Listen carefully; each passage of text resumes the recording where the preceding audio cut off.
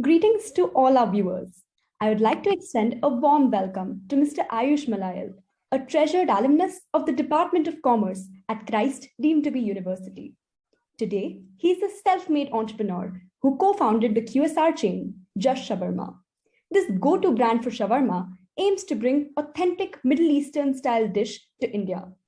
Mr. Aayush believes that if you know what you're doing and what your vision is, and you believe in yourself, there's nothing that can stop you. It's a pleasure to have you with us, sir. Thank you so much, Maulika. Really happy to be a part of this as well. Yes, sir. I'd like to begin by asking you, how did your company Just Shawarma come into being, and what was that eureka moment for you? Okay, I mean, a eureka moment, that point in time, I don't think we realized that, we are marching into something that can become that can actually scale up to what we had envisioned it of. So, so initially when we started, although the vision was clear in terms of what we have, how it happened was actually, I think somewhere since I was exposed to the Middle Eastern cuisine, and when I happened to come to Bangalore for my undergrad at Christ, we saw always there was a, what do you call that bug? In Hindi we say that kida, to do something of, to start something of your own. So that was always there. And most of my conversations with friends always used to be that, like, bhai, let's start something, let's do something of our own, sort of a thing. So so from there it started, and it happened to be Just Shawarma. Like, there were 2-3 other concepts as well, but when we were starting, we wanted to kind of start something that we can comprehend, or we can see, or we can understand in terms of the investment, in terms of the complexity of the concept and everything. So the shawarma seemed quite simple, quite lean, quite to the point. It was something that we can manage along with, say, our college kind of a thing. Investment also was one point in our head that point in time when we started, that if we need to keep the investment kind of minimal and start something as well at the same time, let's do Just Shawarma. There were actually 3 concepts. One was like a bike taxi. All were very need based. So in the shawarma also was, because kind of although my memories of Middle East were not very vivid, like, because it's my childhood days there, but I saw that there's a gap, there was a gap in terms of the authentic shawarmas being sold. Although so that was one thing. And then one of the concept was like a bike taxi, which was also need based, because I used to be the last one to rush to classes all the time. So I used to think that there has to be, and autos at times used to get stuck in your traffic, that last minute rush, because there were a lot of people like me as well who were rushing in last minute. Yeah. So I used to see that autos are somewhere struggling and not able to make and give me that pace that I need last minute. So I was like, we need a bike taxi to make it in time to college, sort of a thing. So that was one of the concepts. Then we had a junkyard cafe concept by one of my other friends as well. Then we zeroed in on Just Shawarma, stating that investment looks fine. The vision was there, and I was able to give a pitch to my friends that, guys, say if we are doing this kind of this many number of shawarmas over per day, we will end up doing good revenues, and then it'll bring certain profitability. So somewhere I was able to structurize it and present it to my friends. That's how it started. So that's how the shawarma happened to be. Yeah.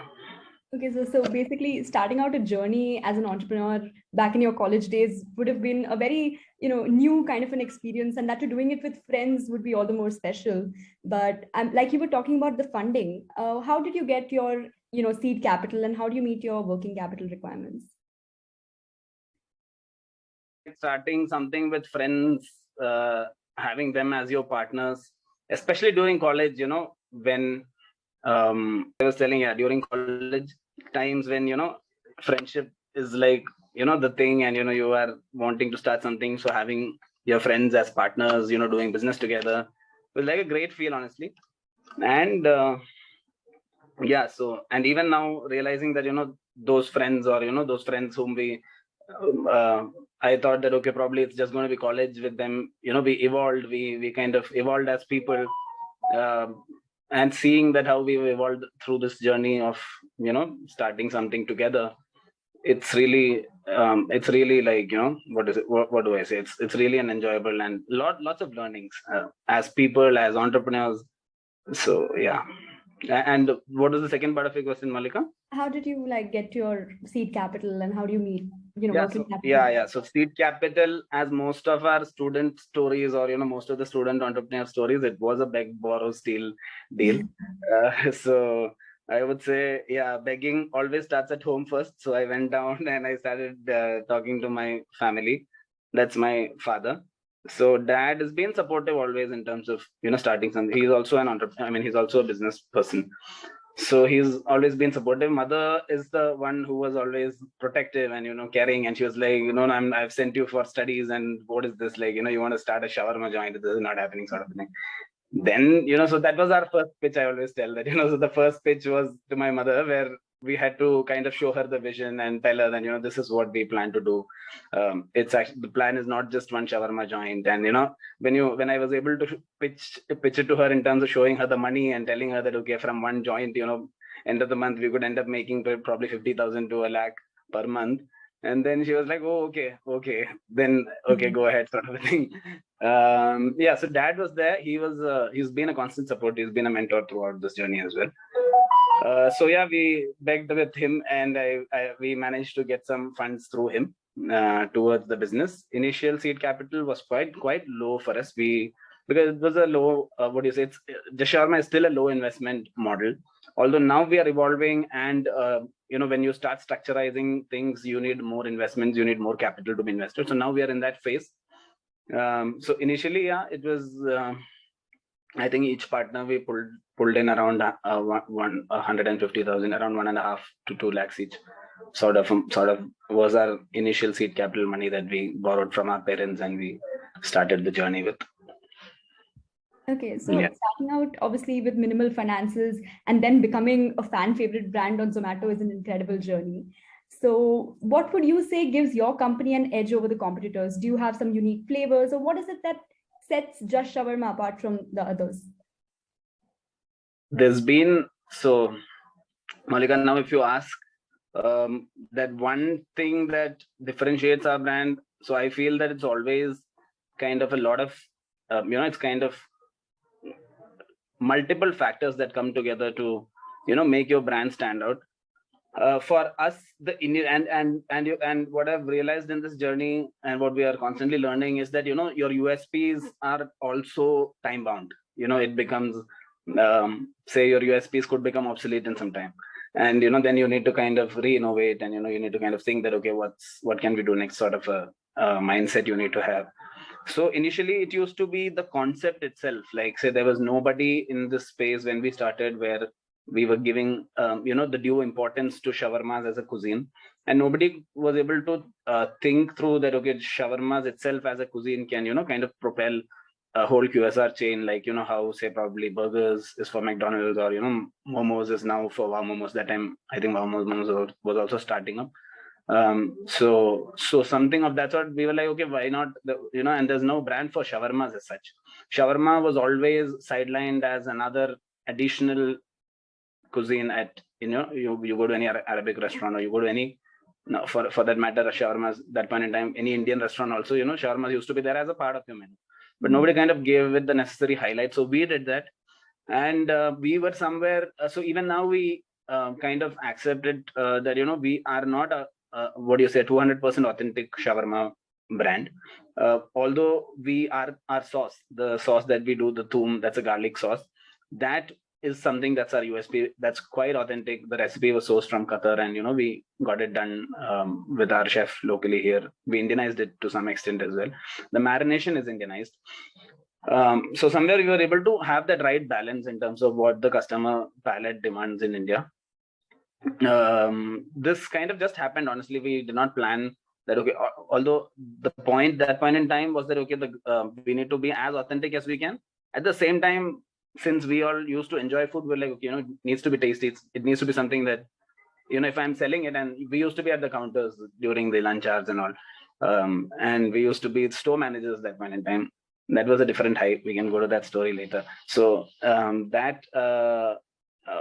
so we used to be. So I used to. So, I mean, we had a point always that we need to make sure that the product we are selling, we enjoy it as well. It shouldn't be like it's very authentic, and I myself or you or our team we don't enjoy it, and we are like trying to sell it to our customers, sort of a mindset we had, and we still have that.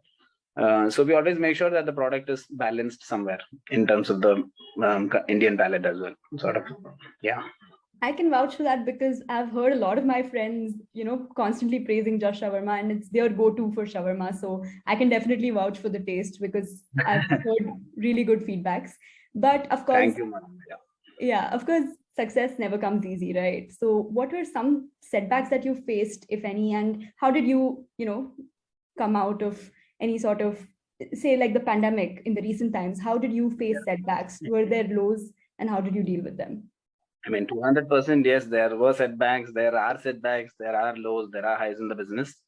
Our initial setbacks, if you trace back to when we started, it used to be in terms of, say, we ran into a person who was a fraud, and he kind of tricked us in with our seed capital. So as I was telling you, we raised already a lower amount, and then almost 50,000, 50,000 to a lakh we kind of lost in that process. Again, that time the mentorship came in handy. So dad was like, don't waste your time behind a fraud guy, and it kind of delayed the whole the whole initiative by almost 4 to 6 months. At that point in time, I feel that mentorship really helped, because we were keen on going behind this guy, and because we got quite emotional that how can somebody kind of cheat us, and we started going behind this guy. We started doing rounds to the police station, but it was all in vain. And after one point, dad was like, this is how business works, Ayush, in India. So go ahead, like you guys have planned to start something, go ahead with your thing. Probably you'll have to raise a little more, but do it and go ahead with the journey. Anyway, it's not like a very huge amount. Just be happy that okay, you guys, it's around 50,000 that you guys made a mistake with, so it's okay. He's like, consider it as a part of the learning, and go ahead. So those kind of mentorship and learnings have always been there. So this was one of the initial setbacks. From there, then COVID was a very something that none of us could have planned for. That was a different kind of a learning, although initial, what do you say, 10 days nobody had a clue what to do, like how do we deal this, how do we face it, sort of a thing. We were all just holed up at our homes and figuring out what to do. But obviously, like all the stores, we had definitely put it to a standstill, as that was the thing. From there, yes, from there, in terms of tracing back to, or building back to what we've become today, has been a journey. So that time also, we just kept our values. We held on to our values. There were a few people who left the organization at that point in time because they wanted to kind of be safe with their families, and we understood that. That also helped us in terms of continuous payments of salaries, etc. Because we told them that whoever is staying back, we take care of all their expenses. We said salaries would not be paid 100%, but we would take care of all their expenses, their living expenses, and the family's living expenses, because we know their families are dependent. And any sort of extra payments, that's say anybody had bank payments, EMIs, which are like non delayable, we said all that will be considered. So it became more like we acted more like a family. How do we deal when we are in a crisis? So that was a time. It was a great time. Like it brought the team together. Everybody was staying, and everybody was having their own time. We were kind of enjoying this part of the COVID as well. I mean, that is one part of how we faced the COVID. And then after that, sales revenues took a hit because people were not comfortable spending. All our outlets in the tech parks got shut. Almost we had to shut around 8 counters in our tech parks. So just before the COVID was when we kind of got a little greedy with growth, and we were like, let's just scale it up across all tech parks in Bangalore. We did not wait for the tech parks. So we had one of our outlets in ITPL, which was like a great business point for the tech park, where we were doing around 7.5 to 10 lakh revenues per month. So seeing that success, we kind of jumped into the conclusion that every tech park is going to be a gold mine for us, and we just scaled up. Like, until we at one shot we added around 7 counters from our reserves. So, and overnight, all our outlets had to be shut because tech parks were the first to be hit. Everybody was at home, and there was not even a point. There was not and it's still not bounced back. It's even now. It's work from home has become a new culture now. So tech parks are still operational only, say 30 to 35% of their full capacity pre-COVID. most of the tech parks. So yeah, so from there, so that was one of the learnings again, where we kind of put in all our, almost a major chunk of our reserves, and that hit us hard. From there, yeah, we were able to trace back, and now the model, we slightly pivoted it. We're looking at a cloud kitchen model because we want, with the limited investments that we have, we feel that cloud kitchens are the best way to kind of deploy our capital as of now and make the maximum revenues out of it. Yeah, that makes sense actually, because food is such an unpredictable business, right? Pandemic can really take a hit and hit the business real hard. But I think one thing that probably stands tall is your brand's loyalty, right? So how important would you say is customer loyalty and customer happiness for your company? That's a very good point, Maulika. Like, honestly, we as a team believe that, our customer loyalty is not just, this is also like, over the years we kind of had this realization that, loyalty is not just a loyalty program that you put up, or it's not just a loyalty software that you just put it up for your customers and then you expect that they are going to be loyal to the brand, sort of a thing. But it's something that we try as a team to drive it in the DNA of our organization. So say, for example, if we are at the stores and if we see some customers unhappy, or if there's any issues, we try to be an example to the team the way we kind of solve these issues. So loyalty starts, I believe, with every conversation that we have with the customer, with any escalation that we handle with a customer. So we take loyalty like that, and these loyal customers are somebody who's been driving our brand honestly so far. Even now, I would say, almost as per the data also that we get from our third party delivery partners, almost a 45 to 50% of our customers are say loyal customers. They're, in their terminology, they're called as affluent customers or P1 customers in Swiggy. They have that terminology. So in that, we see that these loyal customers, irrespective of discounting, irrespective of what happens, they always tend to come back, and they kind of keep ordering from Just Shawarma because of the connect that they have with the brand. So yeah, loyal customers are a very important part of our brand. Now we've started bringing in a loyalty software, a loyalty program for our customers, because repeat customers are always kind of easier to retain, and they already have experienced your brand. So bringing them back is always an easier and more rewarding part of the journey, rather than acquiring a new customer altogether. So as of now, yeah, we've tied up with a software called Relo. We've started working with them. We've uploaded the database, and now we're going to send out campaigns to our existing customers, rewarding them with certain points, and bringing them back to increasing the frequency of purchase, to increase the frequency of purchase with us by rewarding them.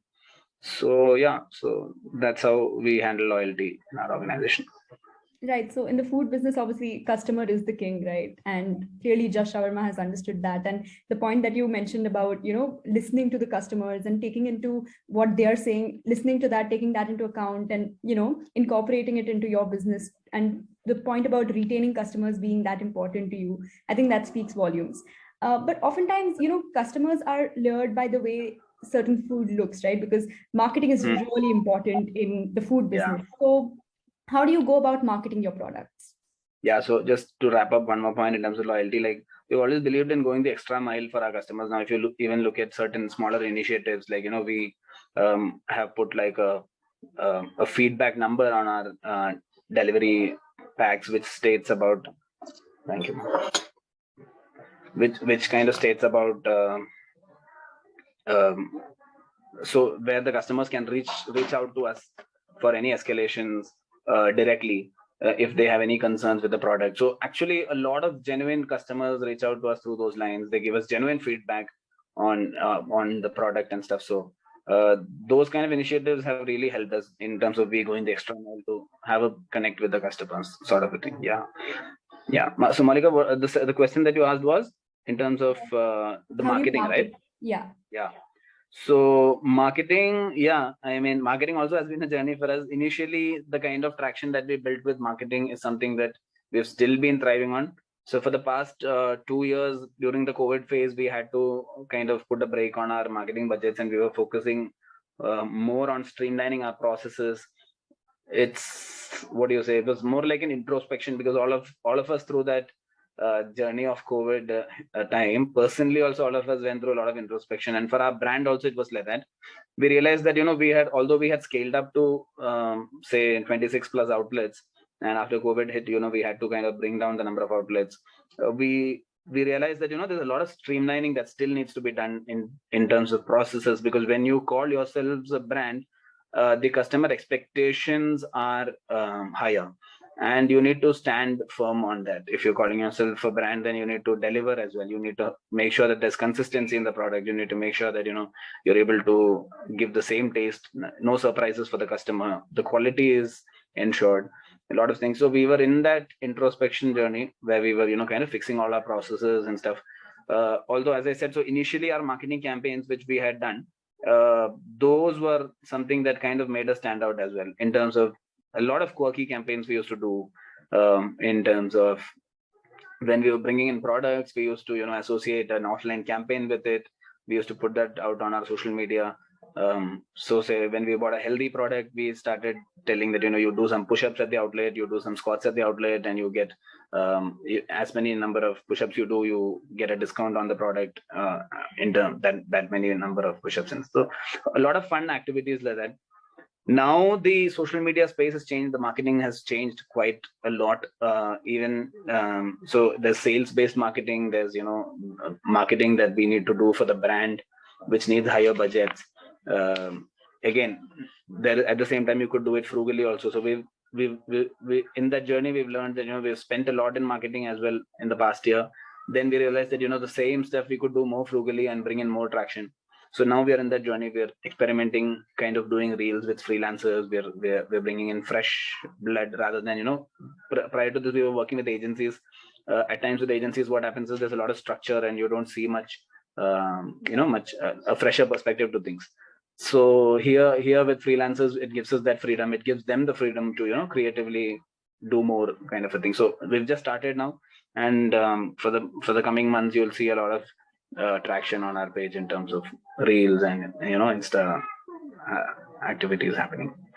Yeah, so I think clearly your company has cracked the code to market itself uniquely. You spoke about the exercise and get rewards and get discounts and all of that. I think that's a very unique concept. Yeah, and I think marketing is always about you just keep at it, you keep doing stuff, and then you learn with the kind of traction that you're able to build, and then you do something different. So yeah, it's a continuous journey. Correct. And social media, of course, is the biggest avenue to do that. And I think diversifying into that will really do wonders for the company. Correct. And in fact, one of my partners is also Nilesh. He heads the brand as of now in terms of strategy and marketing. So he's somebody who's quite, out of the box thinker. We think straight in terms of operations, getting things done. I am like somebody who's a hustler in the brand, whereas he's somebody who likes to do creative stuff, who likes to plan events creatively and do that stuff. So now he is on the pedal, he's pushing a lot of marketing creative ideas as well. So yeah, all that helps. As a team, it helps. True. Also, you spoke about how in the pandemic, the entire company was like one big unit, right? One family who's willing to support one another. So I think the company stands a lot for inclusive growth. So would you like to throw some light on how the company promotes an inclusive environment? So again, it's a part of us, Maulika. Like as I was telling, a lot of our values. When you're a smaller organization, your values are directly expressed by you as the founders. Later, you need to kind of think of imbibing it into the DNA in terms of our actions, in terms of putting it out, in terms of mentioning it outrightly to the team that these are the vision, mission, and the values of the organization. As of now, since we are closely associated with the whole team and we are involved in the day-to-day operations of the business, all our initiatives somewhere pass out those values of us founders or us co-founders, personally, whatever we stand for as people. So yeah, one of our initiatives was such where one of our team member who kind of joined just as a helper with us, and then he moved on the ladder in terms of becoming a shawarma master. Then he moved up the ladder in terms of a store manager. Then he moved to an area manager. So then we were like, okay, now and quite ambitious person. So we were like, okay, now the next step is an outlet for him, towards which we were able to, help him with some part of the investment, and we had like a partnership with him. So we've always believed that, yeah, that's how, because at time, ultimately we grow. So this is one value that's been given down from my father again, is that, growth is something, it's only when you're growing with everyone. Otherwise, if it's not growth, it's just hollow. Ultimately, you might not be content about that kind of growth. So yeah, so we've always had that policy of, let's grow together. And that has been helping us in terms of having a very good morale with the team. Now we've kind of structured it to, having a career progression path for all our employees. So people who join during the induction, we tell them that, if you want to grow with the company, irrespective of what background you come from, irrespective of, your insecurities, we as a team can work at it. And, if you want to grow, if you're ambitious enough, that's all you need, you can grow. Like we'll invest in your growth, sort of a thing. Yeah. So that's how our value systems are, I believe, in the organization. That's incredible. Actually, apart from taking care of the customers, you have to take care of the employees also. So I think 100%, yes. Yeah. We've always spoken about this also in most of the forums, that, it's ultimately happy employees who become brand ambassadors for your brand, because, we are also not there at the outlet all the times.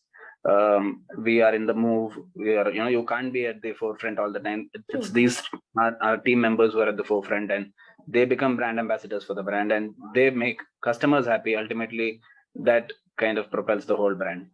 Yeah. So yeah.